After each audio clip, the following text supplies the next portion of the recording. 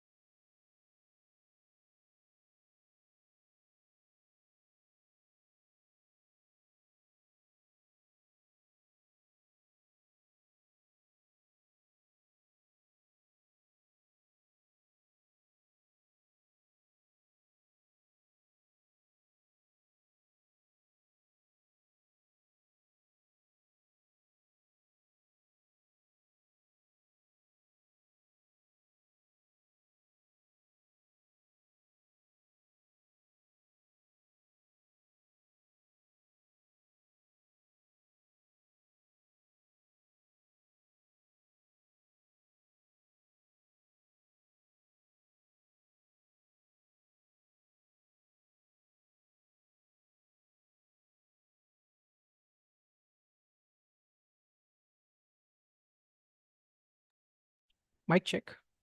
Check. Sound check.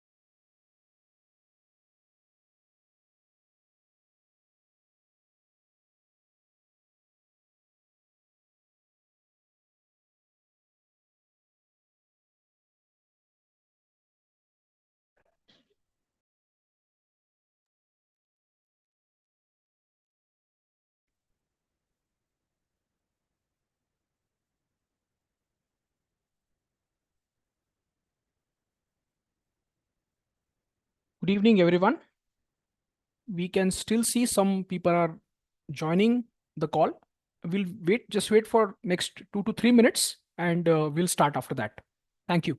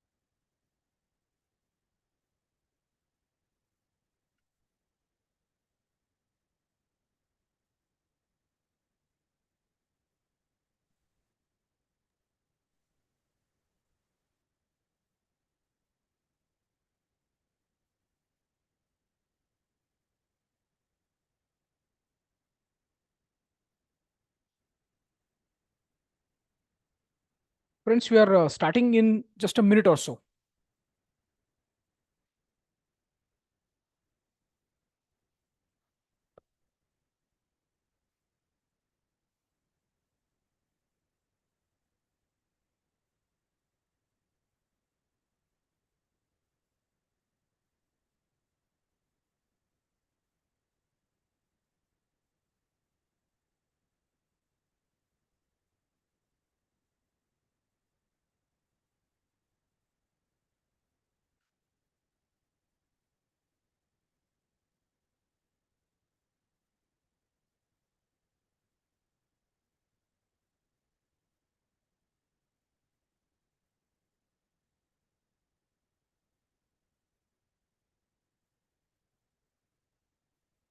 Good evening, everyone. A very warm welcome from Tekdi Technologies Private Limited and Legalogic. Today, we are hosting a webinar on Digital Personal Data Protection Act, also called as DPDPA 2023.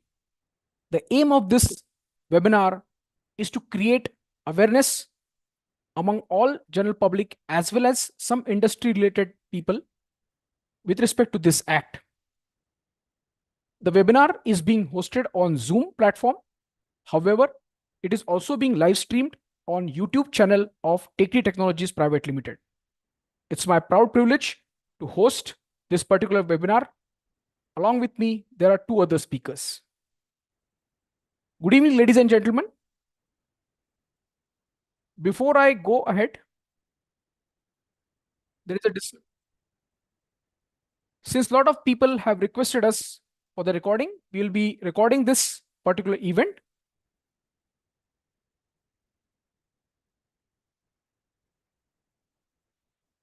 Before we go ahead, ladies and gentlemen, there is a small disclaimer. This presentation and webinar is solely for information purpose and to create awareness, and it should not be treated as a legal advice. Since we are discussing an act or law, there are so many other repercussions of treating it as a legal advice. So please don't take it as a legal advice. This is for generation of information and awareness among all folks. With this, ladies and gentlemen, I come to the introduction. Today, I am the host. I'm Janardhan Khadilkar. I'm Indian Army veteran. I've put in about 21 years service in Indian Army. Presently, I'm working as project manager at Tekdi Technologies Private Limited and looking after the vertical of information security, cyber security, and project management. We also have Mr. Karan Dodeja, who is a senior legal advisor at Legalogic Consulting. Karan is a data privacy lawyer. His core area of expertise involves implementation of data privacy frameworks at an organization level and advisory on compliance with data protection laws. We are also joined by our third speaker, Mr. Manoj Londe, who is a tech manager at Tekdi Technologies Private Limited. He is having more than 14 years plus experience. He has led major projects and contributed to 30 plus products. He comes with an experience of ensuring technical applications and projects requiring compliance standards for notable international standard projects. Before we move on, ladies and gentlemen, we have already muted all the distant end participants for the ease of conduct of seminar. At the end of the seminar, we will open it for the Q&A session. I will request the person who is asking the question to give out his or her name and the organization which he or she belongs to.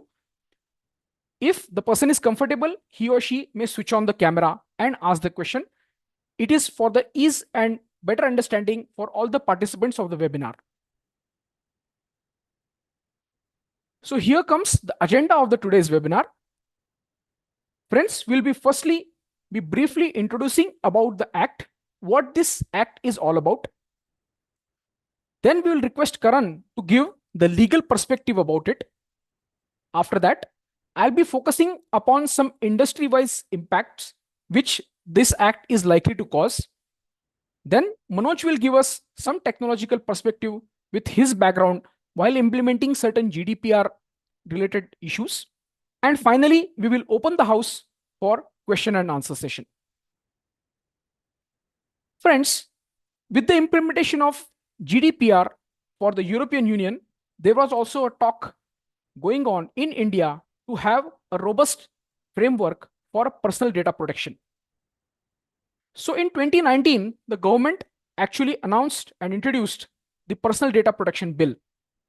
In 2020, the initial version was prepared. However, the implementation slightly got stalled because of the outbreak of COVID-19. In 2021, the initial report was published and the draft Digital Personal Data Protection Bill was published finally in 2022. 11th August 2023 was the day when this particular act got notified.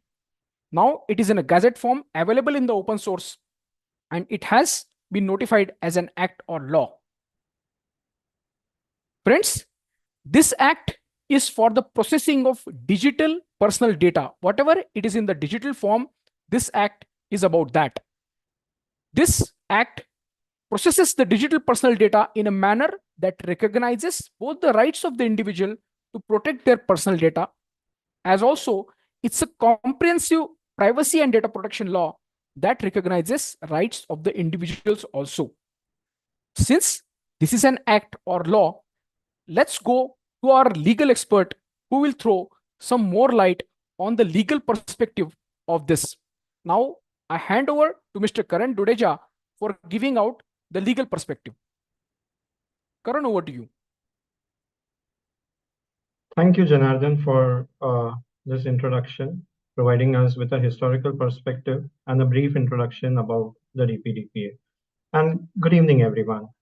So today, in this part of the discussion, we'll be focusing upon decoding the DPDPA. We'll touch base upon the applicability, key stakeholders, grounds of processing personal data, the nuances associated with consent privacy notices, obligations that are mandated by a law on the organizations that process personal data in the capacity of a data fiduciary.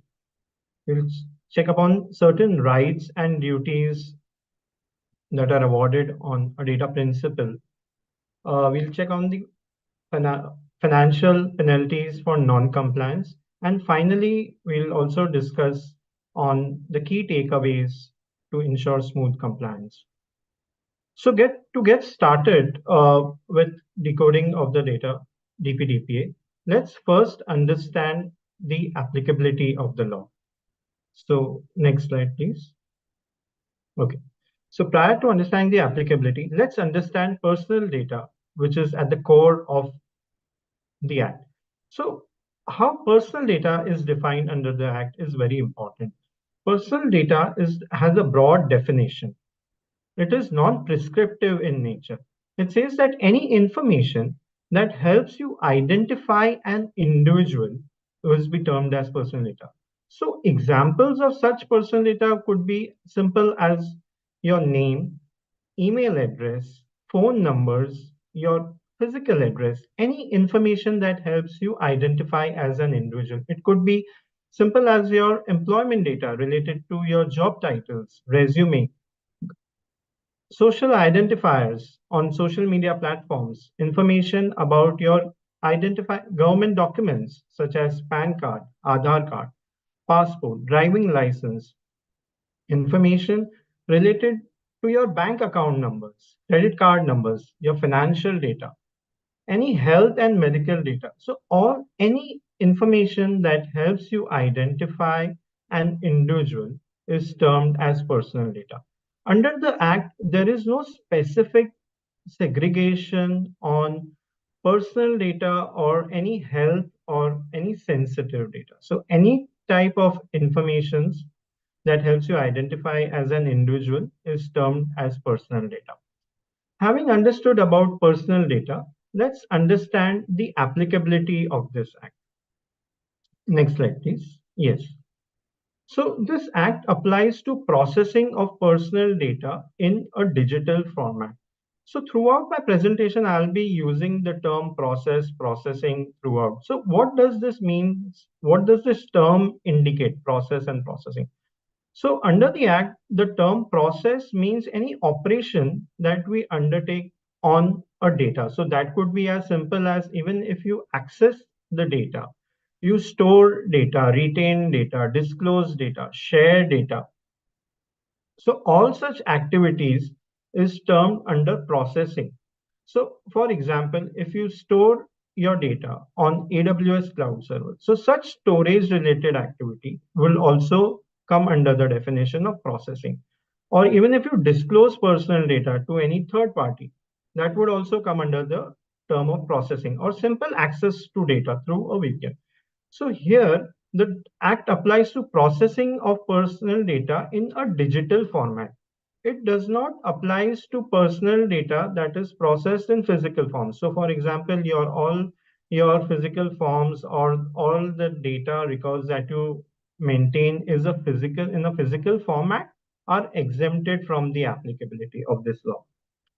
Any physical document which is digitized at a later date, this act also applies on that personal data sets.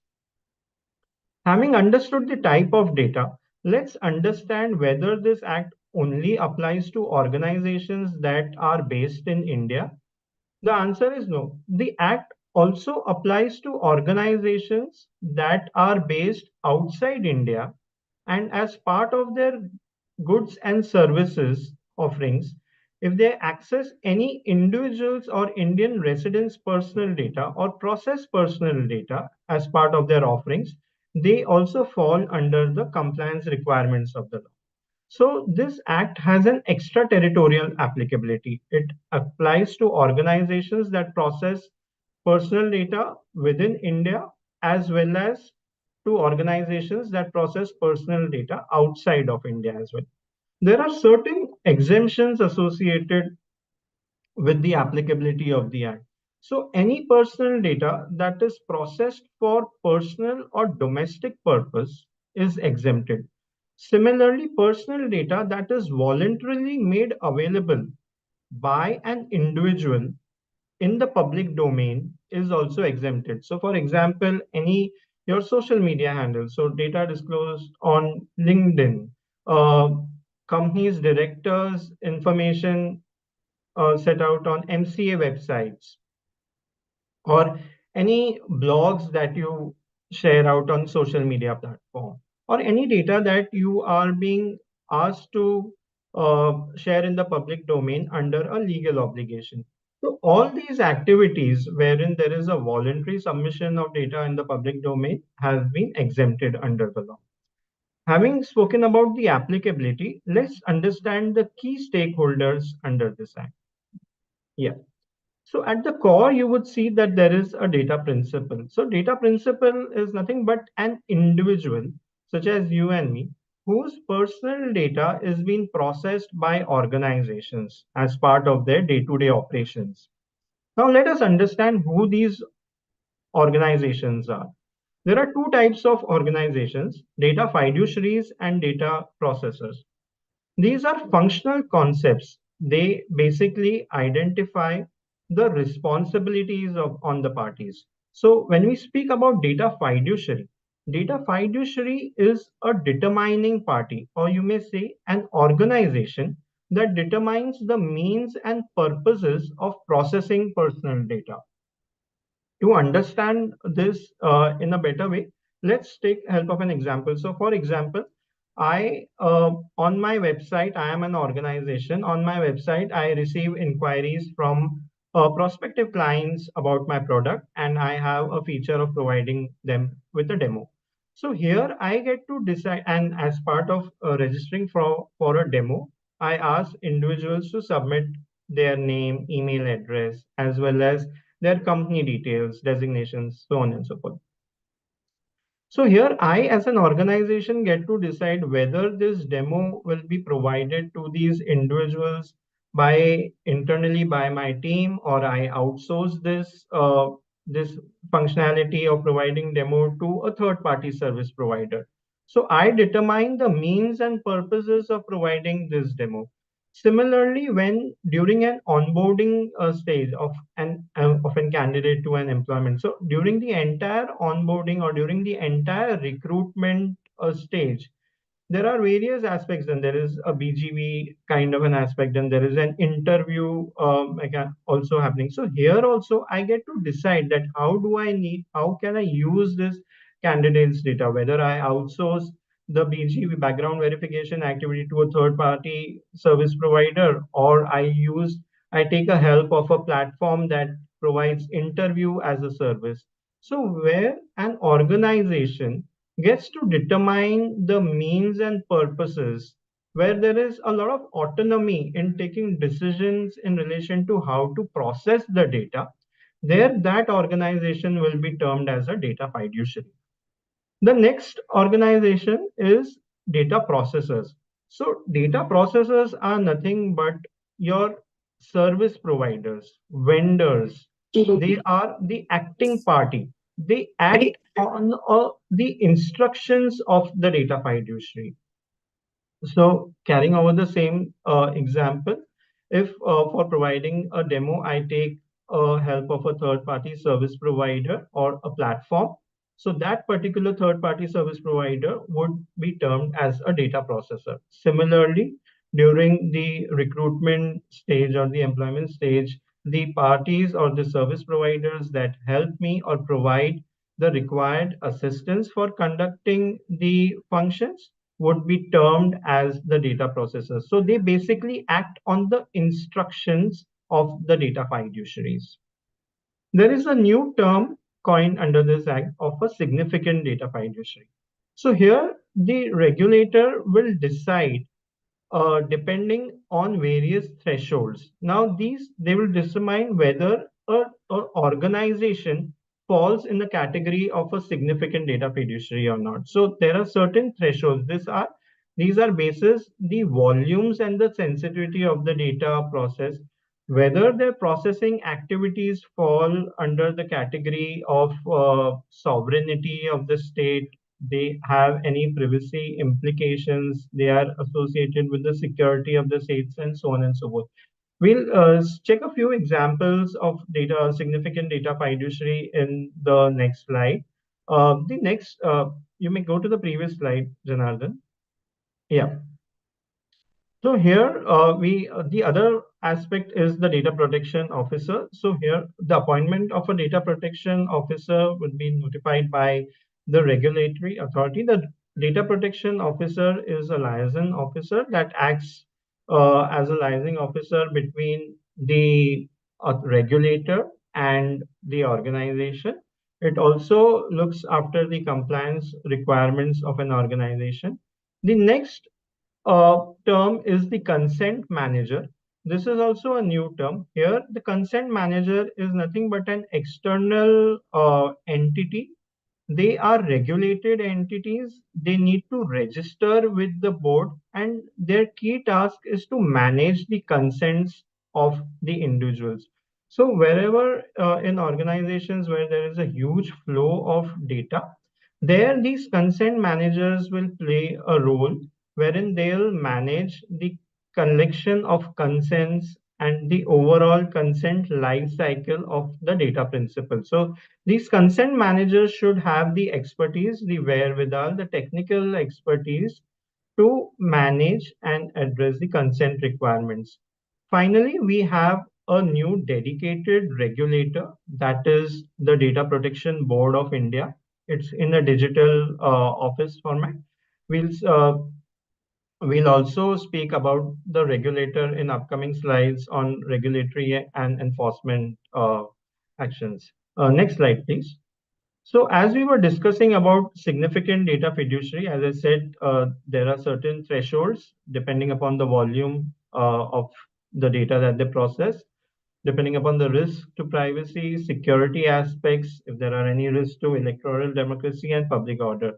Uh, Currently, these thresholds are yet to be notified by the government, but we think with the type of volumes that an organization will process, organizations like B2C companies with large user base may fall under the category of a significant data fiduciary, e-commerce company or banks, organizations in the healthcare space, defense and security space, social media companies, so on and so forth. There are certain additional obligations which are associated with a significant data fiduciary as compared to the regular data fiduciaries. They are in relation to conducting audits, appointment of DPO, so on and so forth. Having understood the stakeholders, let's now dive deep on the next aspects. Next slide, please.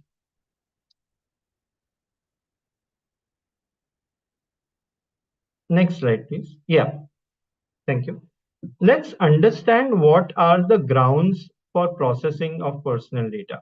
So, the DPDPA Act basically recognizes two grounds for processing personal data.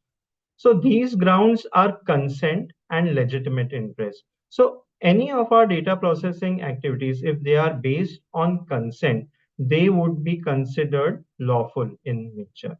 Similarly, processing which are based on the other ground is certain legitimate use also, where we may process the personal data without obtaining consent of an individual. Let's understand in detail the nuances which are associated with consent as a ground of processing personal data. Next slide, please. So the Act sets out certain requirements when we are relying on consent as the ground for processing personal data. So the first and foremost requirement is that whenever we are obtaining consent, now consent is nothing but a permission that we obtain from an individual for processing the personal data for the purpose that we require for. So the first and foremost requirement of a consent is that the consent must be backed by a privacy notice. Privacy notice is nothing but an information that the organization shares with an individual about how it will process the personal data. It is through this notice that it shares information about its processing activities with the individual, the purpose of processing, how will it use the data, whether how will it disclose the data, who are the recipients of the data, what are the measures that it has been implemented to safeguard data, what are the grievance mechanisms available to an individual. All these aspects will be set out under a privacy notice. So the intention of the legislature here is to ensure that the individual is well aware about the use case scenarios and what the organization will do with its data. So it wants to ensure that individual is well aware and takes an informed decision and then provides the consent. So privacy notice is the key. Consent must be for limited for a specified purpose. So our we should identify the purpose well in our privacy statements, that what is the purpose that we are obtaining the consent for? What is the purpose that we would be processing the personal data? So let's take an example. So for example, I as an individual apply for a course in some institute, and there I understand that the institute will be using my personal data for registration purpose and for any other formalities that are associated with the course. And that is what is being shared by the institute to me. Now, tomorrow, going forward, the institute shares my personal data with some of its affiliates who are also into providing student loans, or with other educational institutes with which it has tie-ups, or any institutes which provide any further diversified courses. So here the consent which has been obtained only for registration and for the registration purpose, and only for provide for the formalities which are associated for providing me with the cost, would be void when this data is being shared with other third party providers. So the purpose of the data should be identified well, and consent should be obtained only for the limited specified purpose. The consent should be free, specific, and informed. There should not be any conditions attached to the consent. So there should not be, it should be unconditional. They should not say that, okay, you give me a consent and you earn these many reward points or you earn these prizes. It should be clear. It should be provided in a clear, plain language. Also, it is important to note that withdrawal of consent should be very easy. The way we provide our consent by clicking a checkbox or any button. Similarly, there should be an ease of withdrawal of consent. So consent should be easily withdrawal by writing an email uh, to the organization, or selecting a checkbox for withdrawing of consent. There should be a clear affirmative action. Gone are the days where there would be, you could see a pre-signed, pre-ticked checkbox, or the notices being provided in lengthy verbiages and verbose and too much of legalese. It should be clear. There should be an affirmative action. The user should be allowed to either check box or provide a signature or do some action when it's providing a consent. Similarly, the consent must be provided in local languages as well, where we are providing certain services in a particular area where the people are not aware of the English or any other language. So consent and notices must be provided in regional languages. We are set to get more clarity on this aspect with the rules which are slated to be released at a later date. And finally, we should have an evidence to retrieve the consent. So here, technology will play a greater role where we would base this on the technology. We will be able to demonstrate that we had obtained the consent and also provided an opportunity to the user in relation of providing a privacy notice to a user. So technical and technological implications about providing a notice or maintaining logs of these consent would be further dealt by Manoj in the later part of the segment. Next slide, please. Having spoken about consent, let's quickly check about the privacy aspects that are associated with the privacy notice. So as I said that consent should be backed by privacy notice, and the purpose of privacy notice is to inform the individual about the activities associated with the personal data that the organization will be doing. So basically the contents of the privacy notice should include the types of personal data collected, the purpose of collection of personal data. We spoke about the mechanism of withdrawal of consent. Similarly, the privacy notice should highlight or provide details about the grievance redressal mechanism. Here, the law makes it very clear that an organization should provide the individual mechanisms to raise their grievances for any activities that are the individual feels that are not in compliance with the requirements of law. Similarly, the details of the compliance officer or a public point of contact or the DPO should be maintained, provided in the privacy notice. Along with it, there should also be a provision wherein a guidance is provided to the individual how he can raise any escalation to the Data Protection Board of India. So these were few of the requirements associated with that should include in a privacy notice. Next slide, please.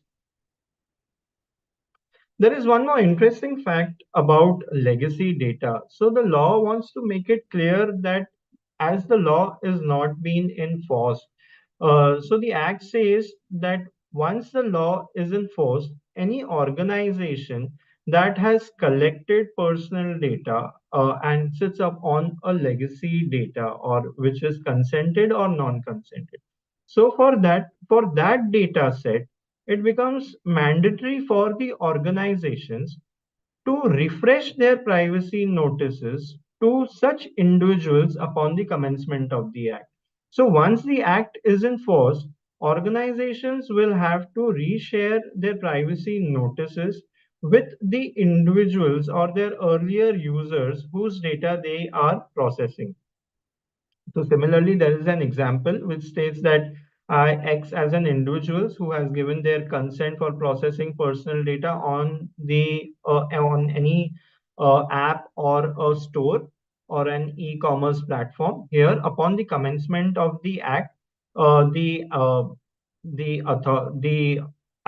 app owner or the platform is required to provide the privacy notice to the user describing its processing activities. So this is another obligation which is there that needs to be taken care when we are dealing with any legacy data that organizations sit upon. Next slide, please. Okay. So, having understood one ground about consent, let's understand the other ground, that is legitimate use. So, the law understands that there would be certain scenarios where obtaining consent from an individual would be difficult, and still we need to process personal data of that individual. So, these could be scenarios in relation to, so suppose when there is an epidemic or an outbreak or any other health threat. So any health services which are provided during this activity, and you are processing individuals' personal data, so that kind of an activity would be termed as a legitimate use, and you may not obtain consent. So all the activities associated with providing any assistance during any disaster or management. So there in that case, or any medical emergencies would fall under the legitimate use criteria.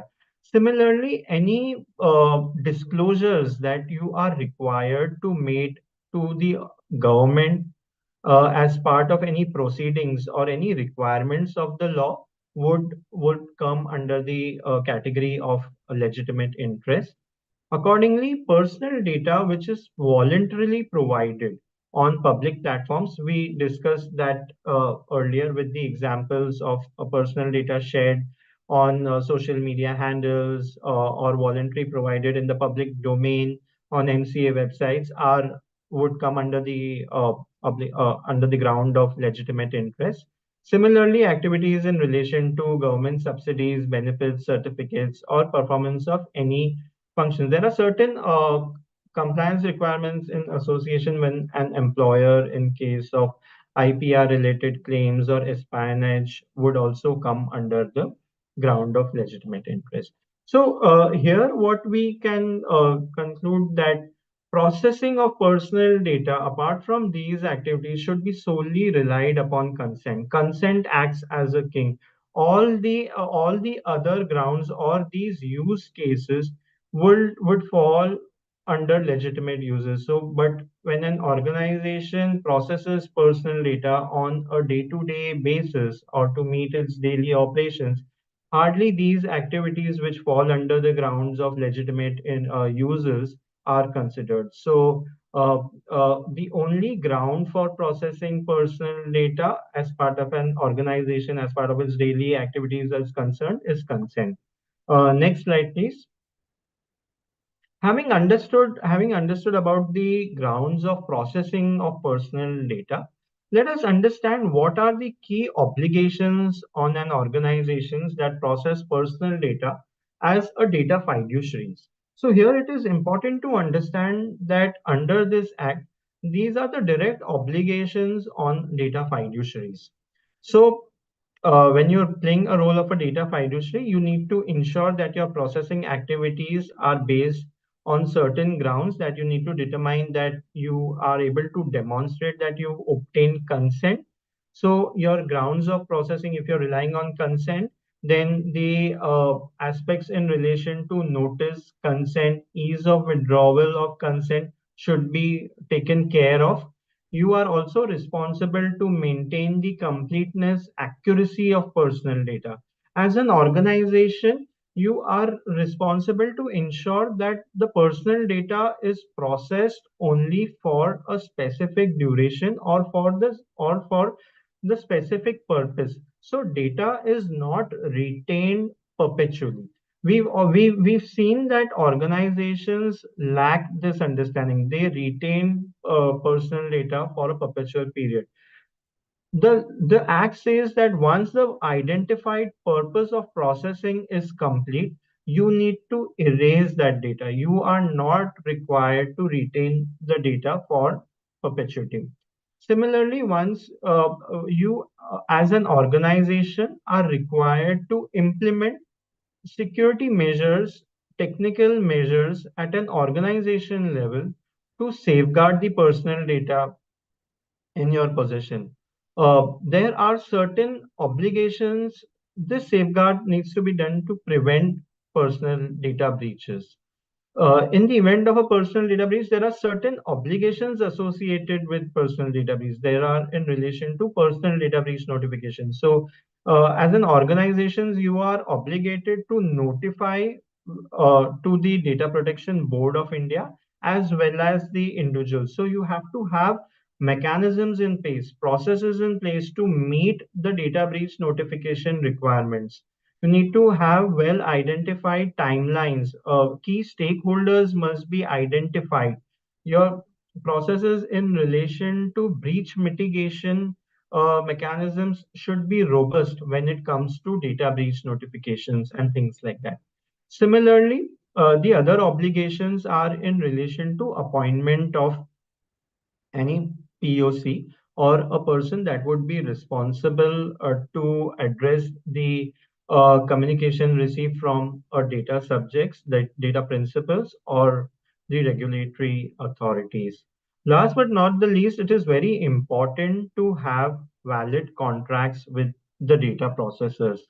So here it becomes very important to understand that under the Act, there are no direct obligations on the data processors. An organization that is a data fiduciary is solely responsible for the processing activity conducted by a data processor. So a data fiduciary will be directly held responsible for any data breach that has been occurred by a data processor. If there is any unauthorized use or disclosure of data by a data processor, the entire liability is on the data fiduciary. So it becomes very important from a due diligence perspective, a vendor due diligence perspective, that you need to ensure that your appointment of vendors or your selection of vendors is backed by robust mechanism, robust due diligence process. You should have robust contracts because these would only be a way where you would be able to mitigate the risks that would arise out of the liabilities in relation to the processing done by the data processors for any non-compliance of the act. So here it is important to have robust contracts to mitigate such risks. There are certain penalties for non-compliances. We will be dealing those at a later stages of the slide. Next slide, please. Okay. Having understood the obligations of the data fiduciary, let's quickly understand the rights and duties associated with a data principal. So under this act, the data principal has been awarded with four rights. There are four rights which has been recognized.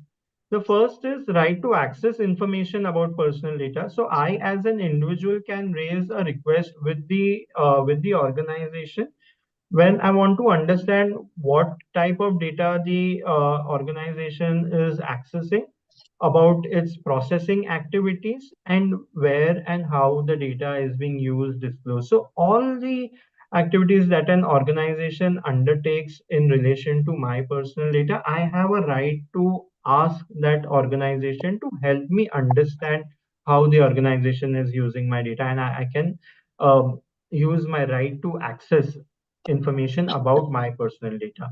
Second is a right to correction and erasure. So a data principal has a right to ask the organization to correct as well as erase this personal data.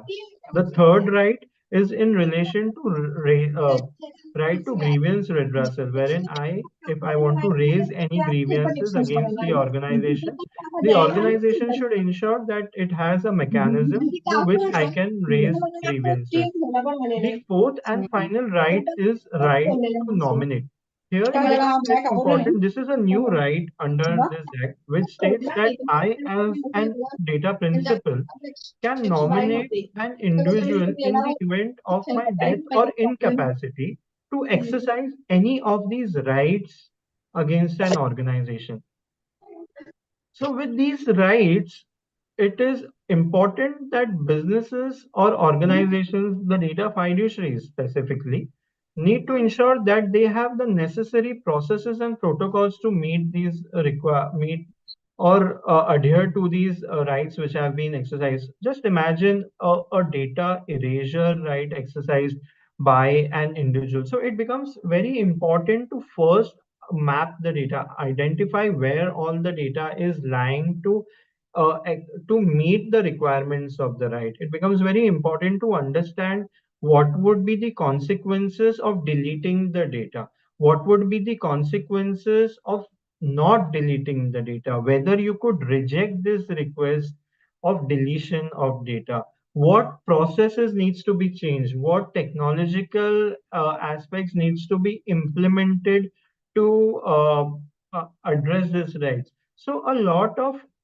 technological dependence also is there when we as an organizations are required to meet these rights which have been exercised. We'll also be covering the technological aspects by Manoj in the next slides in relation to data subject rights as well. So yes, the organizations would have to be geared up with having a procedure. They'll have to meet certain timelines in meeting the rights. The timelines are yet to be notified, and we'll see at a later stage. Yes. Next slide, please.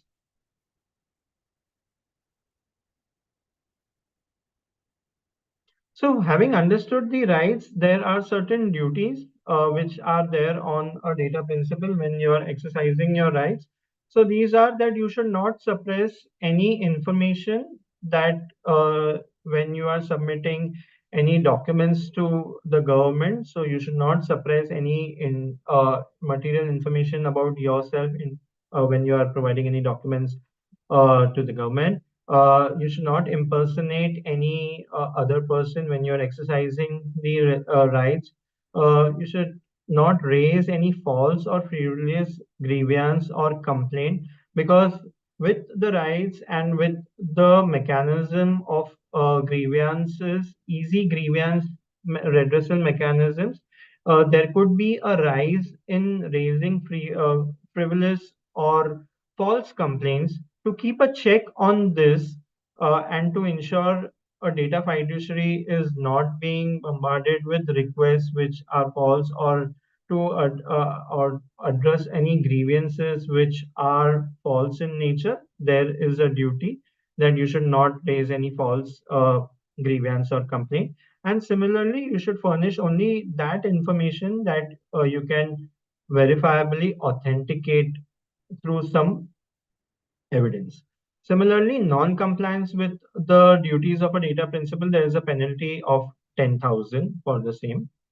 Next slide, please. Having understood the obligations of the organization, the rights and duties of an individual, let's quickly understand the regulatory and enforcement mechanism. So, the first, so an individual has a right to raise a grievance against an organization. If at all the organization is not able to satisfy or address the grievance, then the individual can raise the grievance with a Data Protection Board of India. So the Data Protection Board is a regulatory body.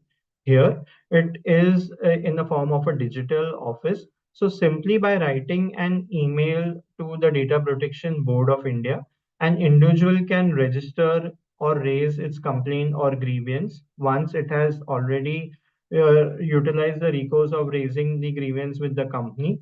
This digital office, so there would be a chief executive will be appointed by the central government. The Data Protection Board will have wide powers to investigate various issues in relation to non-compliances. They will also have the powers to impose penalties, calculate the penalty, the financial penalties. They'll get to decide how what is the nature of the penalty, and accordingly raise the fines, nature of the grievance, and accordingly raise the penalty for the instance. So these are few functions and powers of the Data Protection Board of India. Having understood about the regulatory and enforcement mechanism, let's understand the penalties for non-compliances. Next slide, please. Okay, so there are certain financial penalties associated with non-compliances. Here on the screen, you can see the highest number of 250 crores, but that is not the case. Under the Act, the penalties are do not have a higher cap.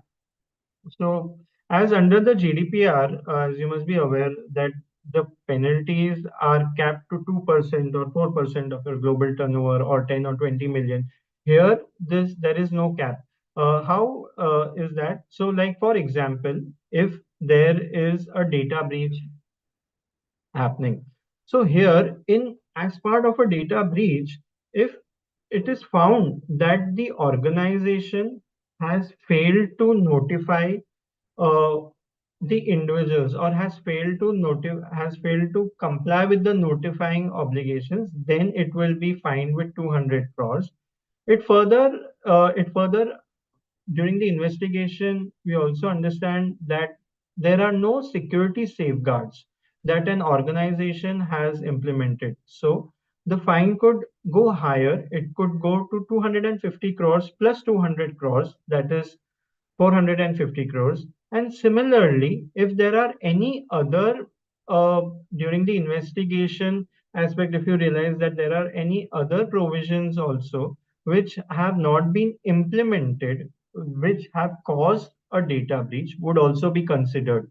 So in one event, all these fines may be accumulated and the number will go more higher. So it is very important from an organization perspective to at least ensure that you have a baseline framework or aspects wherein you can at least state that an event which led to a data breach, you were at least diligent in having certain security safeguards implemented, and accordingly your fines and penalties would be calculated. Having discussed the financial penalties, let's finally discuss the key takeaways. Next slide, please. Yes. So, what is in store for an organization here, having understood the compliance requirements, having understood the rights, we also spoke about the penalties. So, it is very important to assess your preparedness. So it is very important to understand where do you stand in relation to compliance with the requirements of the law. So once you've done your assessment, it is important to have a framework established. This framework will help you meet the compliance requirements of the law. So you should have a framework which is a mix of all the processes and policies to meet the requirements of notice, consent. You should have a proper framework to map your data. You should have mechanisms in place to have to mitigate data breach kind of incidents. You should have proper policies for data retention. Your vendor management should be up to speed. So all this privacy framework will help you meet the compliance requirements of the law. The privacy framework would depend on some technological dependencies, which will be spoken by Manoj at a later stage. Having a framework also requires periodic audits, and if there are any non-compliances, you need to have the remediations. And as we said, also have certain security safeguards to prevent incidents like data breach. So having understood about the DPDPA from an organization perspective and from a legal perspective, it is also important to understand DPDPA, what is the impact of DPDPA on various sectors. So let's touch base on the sectorial impact on the next segment, which will be taken up by Janardhan. Over to you, Janardhan. Thanks, Karan, for that wonderful insight. The understanding of the law for general public couldn't have been better with your holistic assessment. So, ladies and gentlemen, after having understood the complete spectrum of the law, the common question comes to anyone's and everyone's mind is how does it impact me? So, in next about 5 to 7 minutes, we will be analyzing the impact of this act on common people and organizations. Friends, first and foremost, with the implementation of this law, the privacy rights of an individual and organization are definitely going to get enhanced. As Karan brought it out, there are certain rights as well as duties of data principles. The same are likely to definitely impact the functioning and overall understanding of the subjects. The legal recourse which is available to anyone and everyone is likely to get modified. At present, before prior to 2023, there was no definite legal framework as to which particular board to approach. The same has now been constituted as per the act, and that legal recourse is available. Impact on businesses, a very important aspect and maybe most critical. We all are very savvy about what is the impact on my business if I comply or not comply with this particular act. So, as brought out by the legal expert, the penalties are likely to be severe. Hence, the impact on businesses is going to get affected by this act. The transparency requirements which are associated with the implementations are more in number. So the organization will have to be absolutely transparent with respect to the data collection, processing, and subsequent utilization. And last but not the least, the erasure part. The security standards which are required to be maintained by an organization are likely to enhance in its standards. And also, with all these factors impacting, the training and awareness in form of educational efforts for any and every organization is also likely to be more. So friends, all these 5-6 factors which I just brought it out are common for, they are impacting all of us. They are for all common people and organizations.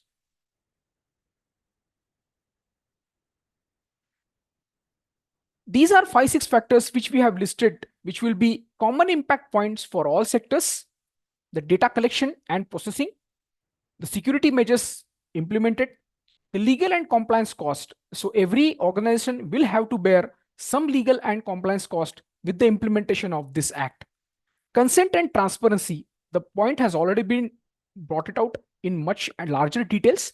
Suffice to say that consent and transparency will have a major role. In fact, it will be a starting point of implementation of this law. Training and awareness I have already covered, and the consumer trust and reputation is definitely will be at stake while implementing this. So all these points will have a common impact on all the sectors. After having seen, we will now analyze 3 or 4 important sectors which are likely to get impacted. First and foremost is software development oblique IT consulting. At present, there was no definite framework for this. So hence, this industry will have to work now on developing or deploying any product by privacy by design principle and zero trust architecture. The people who are working in software development, information security, and cyber security will definitely understand it in more detail, that the impact on software architecture is likely to be more. The legal and regulatory expertise which is required to be associated while developing the particular software is also likely to be more.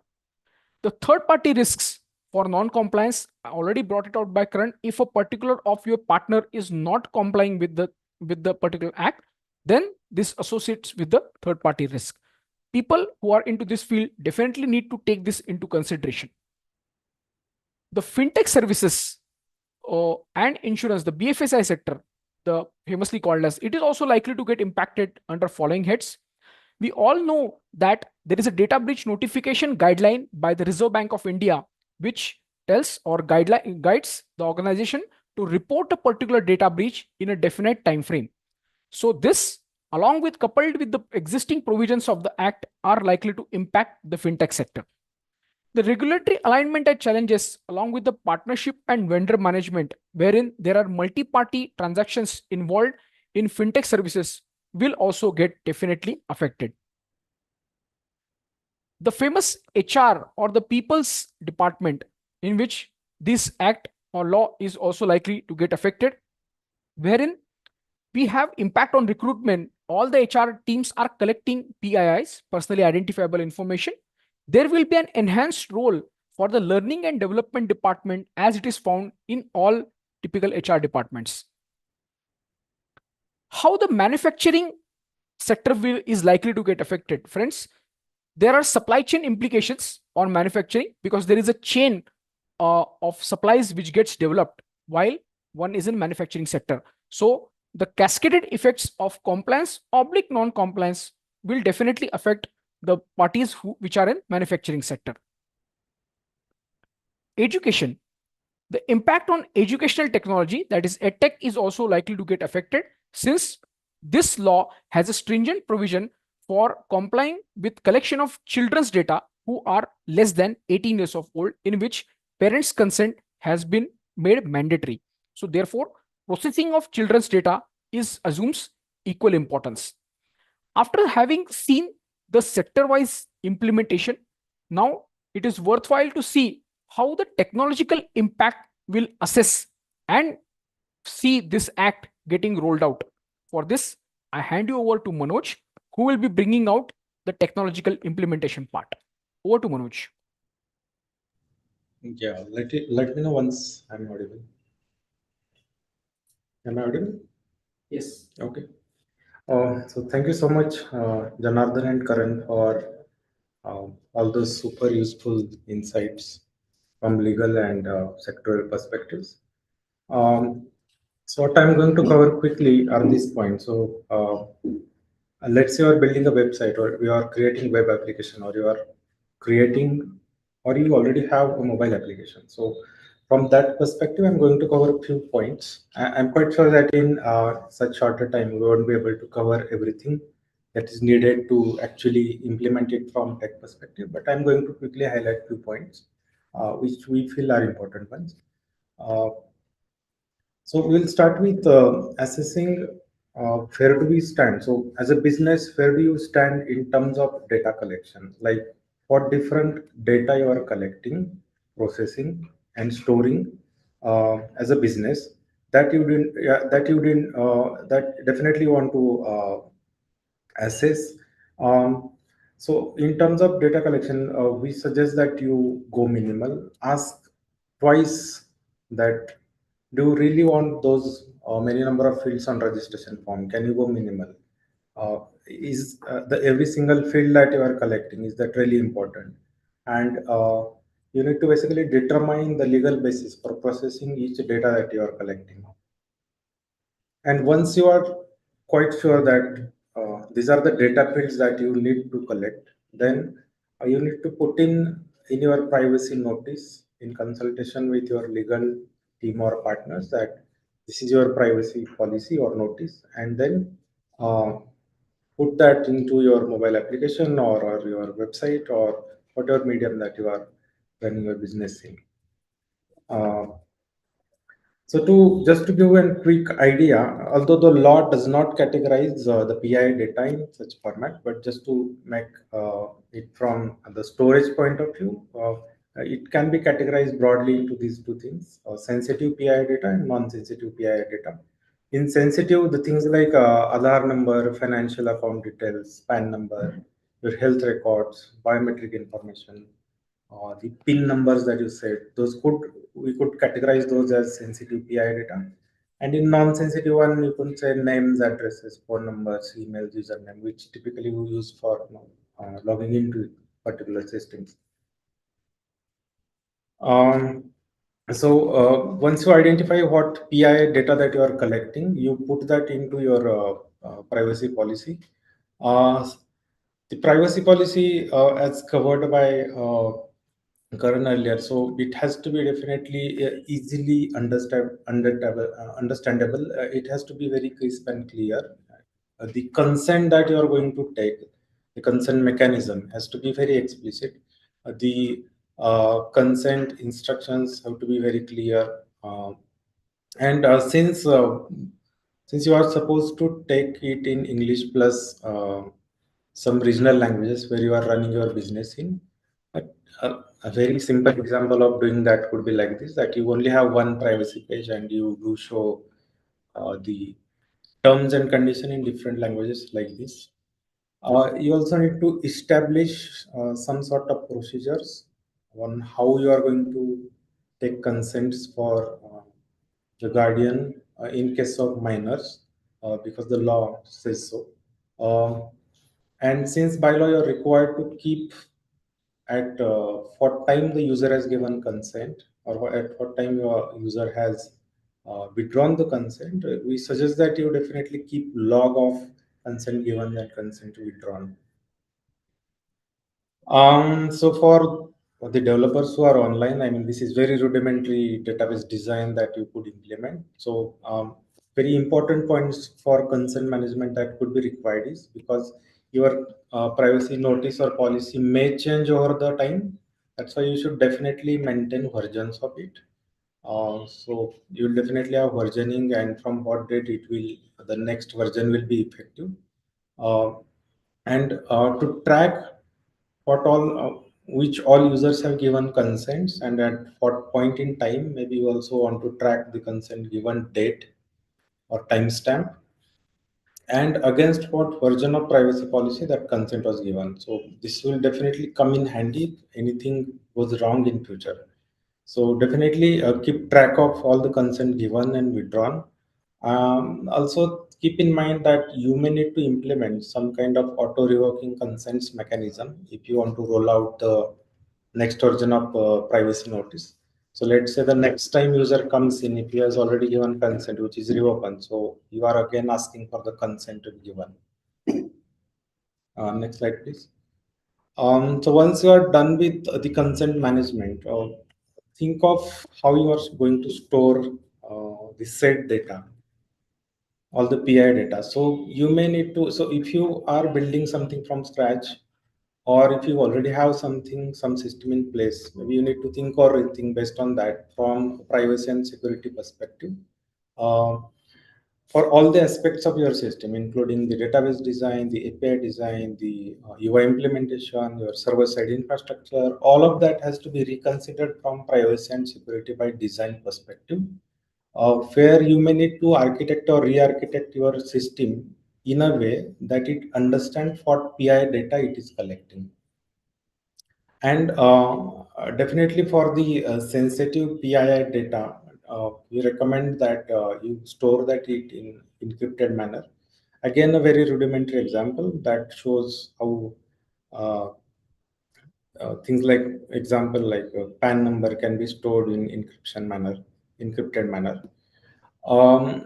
In addition to that, so this is the data that you are storing on your own servers, but the things like what kind of security measures you have taken for cloud storage like AWS S3 bucket. So whether those are private, public, who can access data from that such kind of storage aspects also you need to think of and revisit.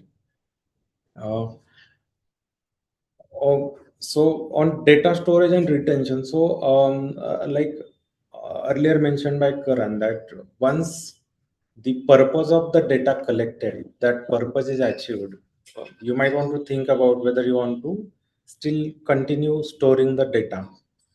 So maybe you need to rethink about the entire data cycle and think of what all data can be deleted if its purpose is achieved or fulfilled, or what if the consent the user has given has been withdrawn. So that particular thing also, as a developers will need to keep in mind. So here is in the screenshot you can see example of one of the tool that we had built earlier when we implemented the GDPR related suggestions. So this tool was a reporting engine, and that reporting engine was aware of what different PI data that is there in the report. So, and that PI data we used to show based on the user's access based on his role. So designing a system that is aware of PI data in conjunction with role-based access would be very critical to implement this act. Uh, Now talking about how do we implement different rights of data principles. So if you have used Facebook, for example, provides these ways to access your information. Like if you go to your account settings, you will see that there is a way to access what data it has collected. There is a way to download the data that Facebook has collected. Also, there is a way to uh, nominate uh, in case you are not able to access your account, or uh, what would happen to your account or your data after uh, let's say your death, for example. So all those things we need to address. So right to access information, right to access personal data. So you may need to think of how you are going to implement this. uh, so you may not implement, to begin with, you may not implement very fancy thing like what Twitter or Facebook does, but maybe a simple CSV export of the data of particular user, or that kind of mechanism you might want to think of. Then the right to correction would be ability to edit whatever data I have provided and make correction into that. Sorry. Then you may want to implement some sort of help desk kind of mechanism to for addressing various grievances that are reported by your users. And the final slide that I am going to cover is how do you basically prevent data breaches. So again, a very broad topic. It on its own will need another webinar, but regular security audits will definitely help preventing data breaches. In addition to whatever that has been covered so far, implementing suggestions from those audits. You need to prepare for worse. That, let's say, what if the data breach occurs? So what different things you may need? So you will need a way to notify your users, that some mechanism to notify that there has been a data breach, and you will need some mechanisms to contain the data breach, like then whatever is needed to fix the breach and implement learnings from the previous breach so that the similar incidents don't repeat in future.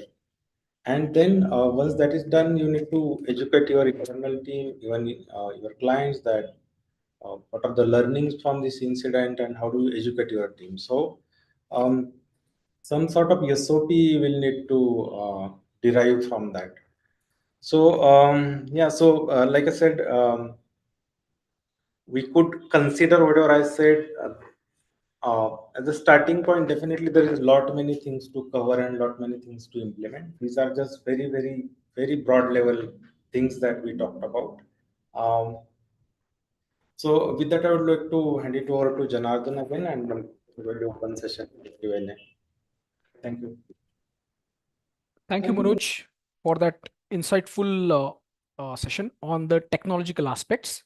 With this, ladies and gentlemen, we have come to the end of the proceeding as far as the speakers are concerned. I know that we have exceeded our time limit. However, you would appreciate that the extent of this particular topic is so much that we have to really struggle to meet up with the timelines. Uh, if you have any questions, please, I will request you to give out your name, your organization name, and if you're comfortable, please switch on your camera and ask your question.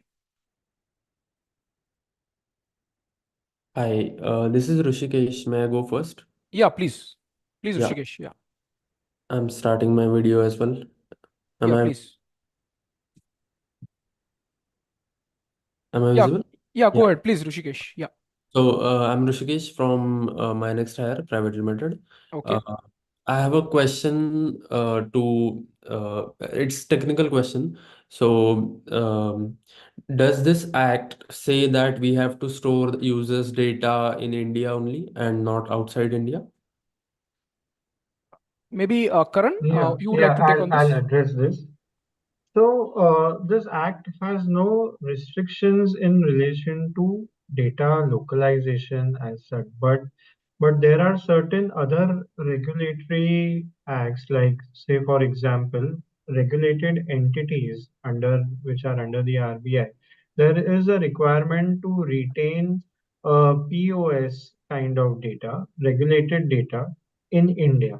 Otherwise, apart if you do not fall into the category of a regulated entity where you are bound by any regulations of RBI or insurance for that matter, then in that case you can store your data outside India also. Similarly, there is no restriction on data transfers outside India, only in countries that have been marked under the negative list, or which with whom the relation of India is not that great, which would be notified, which fall in the category of a negative list, there you cannot transfer the data. Otherwise, there is no restriction on storing data outside India for a normal organization. Okay, that answers my question. Thank you so much. Okay, Shoaib. Hello. Shoaib, please unmute yourself. If you're comfortable, please switch on the camera and ask your question, please. Yes, yes. Hi, hi. Hello. So Yes, just wanted to know that in respect of the NGOs, right? So who will responsible for the oversee the data protection policy? Do we need to appoint an data protection officer, something like that, or what? Shoaib, Yeah, may I Shoaib, go ahead, Janardhan? yeah, please, Karan. Yeah. Yeah, so Shoaib, it is ultimately the obligation on the organization itself, the NGO. Had it been categorized under a significant data fiduciary, I doubt that would be the case, but let's wait for it. But yes, it is the responsibility of the NGO itself to have security safeguards in place, to have processes in place to so that they can meet or mitigate the risks that would come out from a data breach kind of a situation or an unauthorized data disclosure. So the law makes it very clear that any organization, any person who is processing data has to own the responsibility of protecting that data. Data protection officer is at this point of time, appointment of a data protection officer is basically on a significant data fiduciary. The data protection officer will be responsible for liaising with the regulator and and also addressing the data subject or data principles query. Other than that, it is the organization's responsibility to implement security safeguards. Okay, yeah. Thanks, Karan. So, yeah, next, Sudha, please unmute yourself. If you're Sure. comfortable, switch on the camera and please ask your question. Sure. I'm Sudha Upadhyayala, and I represent 1 Billion Retreats Foundation. We are an Okay. NGO working in education sector and health sector. So we collect data about patients as well as children in the schools. So how do we put in place a proper, data protection guideline and policy? The second is we also collect the details for donors. We have to send quarterly reports to them. So how does this law apply in that case? So here again, there is no specific treatment under the law that is being given to an NGO or any other organizations as such. So when it comes to obtaining consents, like if you're processing children's personal data, there are certain aspects associated or additional compliance associated with obtaining consent. So you will have to have your mechanisms in place where you can at least demonstrate the consents that you have obtained, and also have your notices drafted in a way that the provider understands the purposes of this data. Similarly, when it comes to donors aspects also, uh, the donor should also understand very clearly that what is the purpose of the personal data being utilized by the organizations, and he should be provided with an uh, with ultimate information about the processing activities that are associated with. Got it. Thank you, Karan. Ashwini, please ask your question.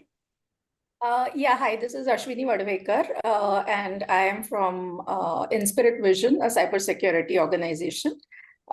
So in Karan, your slides, you had mentioned about assessing the preparedness and also, doing regular security audits, establishing a framework. So I just wanted to understand, like, assessing the preparedness, is that the organization, the data fiduciary themselves who should do it, or is it through some legal and compliance team that it should be done, or See, assessing, what do you mean by assessing the preparedness is basically to understand where currently you are in in relation to the compliance requirements of the law. So when I say assessing the preparedness, you will have to map all your activities with the compliance requirements. And there you may need help from a legal or a legal expert, where you will that legal expert will help you understand that these are your current activities currently, and these are the requirements of the laws. So vis-a-vis the requirements of the law, where do you stand? So if, for example, you are already complying with certain framework, so you may require to make some additional tweaks, or if at all, if you have nothing, you may need to get started with the scratch. So this assessing impact assessment or privacy assessment is basically kind of a check that will help you understand that what additional you need to do in relation to meeting the compliance requirements of the law. And with the enforcement date yet to be notified, we see organizations have already undertaken this activity of conducting impact assessment to understand what changes they need to do of their current operations to meet the requirements of the law. Okay, so a follow-up question on the same was like regarding the audits. So is that the InfoSec audit, or is this DPDPA audit something different? Like, because Audit, InfoSec is a typical information security ISO 27001 kind of audit. correct. So audit here has a broader perspective. Here, the reference of audit is to understand and check whether the processes and policies that you have implemented at an organization level, which form a part of your privacy framework, are being put to test or being put to use in a right manner or not, or is it just on paper? So it is important to know that whenever there is a data principal rights which has been said, what all things that you are required to do. So that audit will help you understand whether the required checks and balances are there in place at an org level to meet the privacy requirements.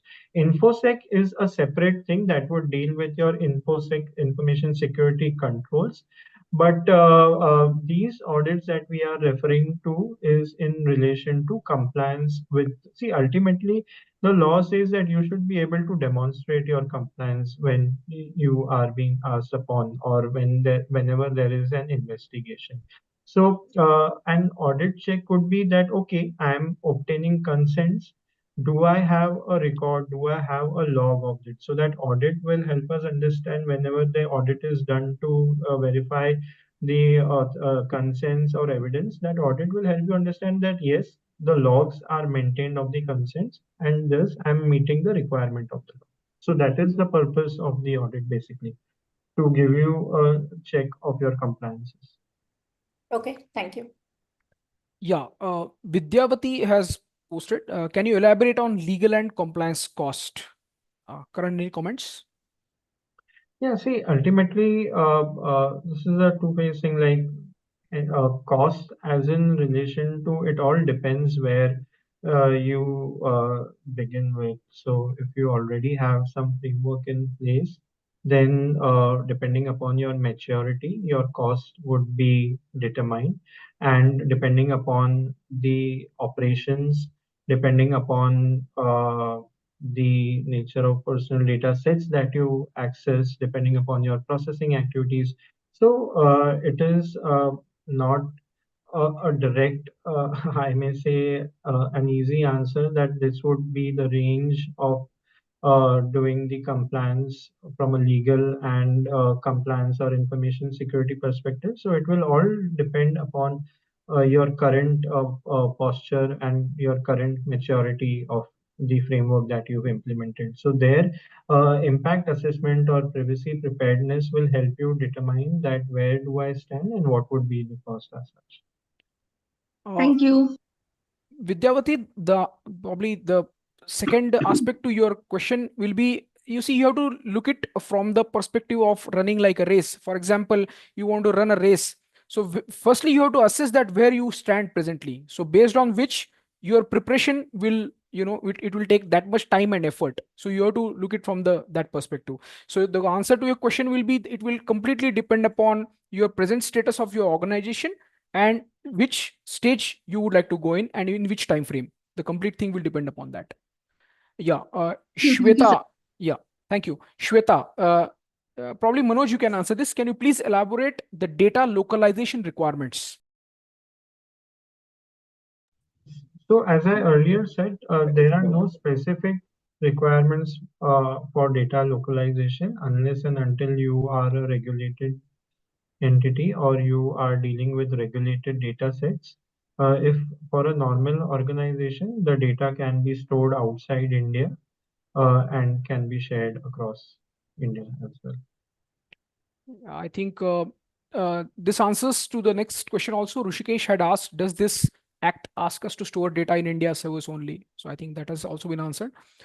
Colonel Vinod Peregu, sir, how do you think government will be having checks? Sir, Karan has already brought it out, the constitution of a particular board, data protection board. As per the recent updates by Mr. Ashwini Vaishnaw, the Honorable Minister, this board is likely to get constituted in a very short time frame as per the reports in the open source. So as I understand, this board will act as a checkpoint for Government of India. Karan, any further comments on this? No, you covered it well. Yeah. So the second question from Vinod sir was, as per the latest Bharatiya Saksha Adhiniyam, how data protection officer of the organization will defend? Karan?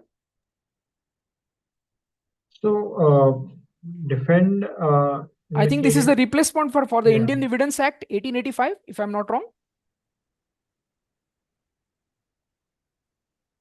Yes. Yeah, so do we have any clue on this, that how the data protection officer will defend in the context of the latest Bharatiya Saksha Adhiniyam or the Bharatiya Nyaya So see Samhita? here, the data protect the job of the data protection officer is very limited as such. So any which ways it is implementing compliance requirements is the obligation of the organization as a whole. It is not that a data protection officer will only come to defend for any non-compliance as such. So there are limited responsibilities on the data protection, whereas entire obligation for compliance rests on the organization. Yeah, Rushi Gawai, he has asked from YouTube Live, which is concurrently going on. Do we need verification for our website's privacy policy, terms and conditions, and data policy before publishing? Also, must changes be reported to the government, or can we manage this internally? No, yes, verification as in validation. If I'm getting your question correctly, yes, the privacy notices would have to be revised as per the requirements of the act. And once revised, you'll have to update it so that on your website with the latest notification date, so that the user also understands that you have refreshed or updated your privacy notices, but there is no requirement of notifying the government. Okay, hope Rushi, we have answered your question. Sajal Das from Piramal Foundation is asking, what about the data sharing by the government to the NGO for further processing and enhance indicator? I'm not clear about the last part, but yes, Karan, may I request you to take on this? How the data sharing by the government to NGO for further processing will affect? Yeah, so here also government has if there are certain aspects in which the government is being exempted, but On a whole, it is not that entirely the government would be exempted from data sharing from the compliance obligations, but yes, they will also need to comply with the requirements when it comes to data sharing. But there are certain instances where, in case of sovereignty, security of state, there are certain exemptions on the government. So, but otherwise, they would have to comply with the requirements of the law. Yeah, I do not think there are any more questions. So, ladies and gentlemen, we know that we have exceeded our timeline by almost by half an hour. But I think with the kind of discussions, the kind of questions which were originated in the question and answer session, it was evident that you all have shown great interest in our introductory webinar. My only request to you is to do share your feedbacks and suggestions. If you want Tekdi Technologies Private Limited and Legal Logic to have any further webinar on dedicated to any specific topic or any content, please let us know through our email IDs. We also have our contact numbers displayed on the screen, both the firms, Legal Logic as well as Tekdi Technologies Private Limited. You can also scan the QR code, note down the email ID, and contact us. Ladies and gentlemen, in my concluding remarks, I just wish to say that this was an awareness session aimed at generating awareness. So the only question we all need to ask to ourselves in our personal as well as professional capacity is that, are we DPDPA ready? I think we leave it with that thought. Thank you so much for attending this webinar and showing your time and patience. We'll see you in the next series of webinar as per your request. Thank you. Good night. Thank you, everyone. Thank you.